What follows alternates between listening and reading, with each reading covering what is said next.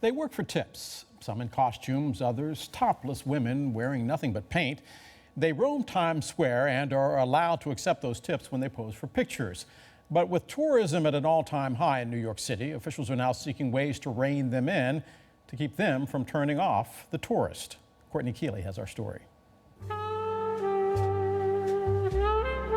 Martin Scorsese's Taxi Driver captured the seediness of New York City's Times Square in the 1970s, a no-go area for tourists. The red light district attracted pimps, prostitutes, and hustlers like the ones portrayed in Midnight Cowboy. I'm walking here. Decades later, the so-called naked cowboy and naked cowgirls, who keep their acts relatively G-rated, have become trademark attractions since New York City's war on crime transformed the area into one of the most visited places in the world. About 300,000 people pass through the area, nicknamed the crossroads of the world, every day. It's just gorgeous down here.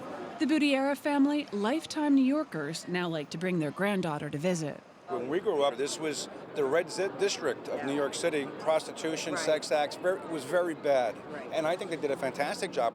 The Disney store and major chains line the block, but the Times Square hustle lives on, with costume characters regularly being accused of aggressive panhandling. Now it's the so-called painted ladies bedeviling New York City officials. They frequent the pedestrian plaza, carving out turf. The naked cowboy's been out here for quite a few years. And according to the law, a female can be topless anywhere a man can be. Where they're legally allowed to take tips and legally allowed to go topless. We don't dance, we're entertainers, just like everybody else in Times Square. The costume characters, the superheroes, naked cowboy, painted ladies. Reportedly, many illegally demand money for posing for pictures. While constitutional rights need to be respected, it's a problem that officials say needs better regulation as businesses. New York Police Commissioner Bill Bratton told 1010 Wins Radio they should just tear up this pedestrian plaza, which cost $27 million under the previous administration. Mayor Bill de Blasio said he'd consider it, and he started a task force that will deliver a report by late September or early October. I don't like the idea that they're thinking about getting rid of the plaza, so this can't happen. Claire Hogenauer, a 69-year-old former criminal attorney, took her top off in support of the women and in favor of keeping the pedestrian plaza. This isn't from anger, this is from, fun. One woman sitting at a table said, please put your blouse back on.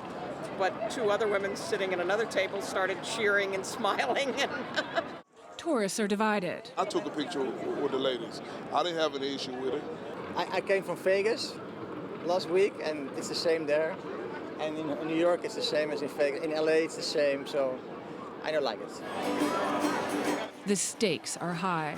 Last year, more than 56 million tourists visited New York City, generating over $57 billion in total economic impact. Courtney Keeley, Al Jazeera.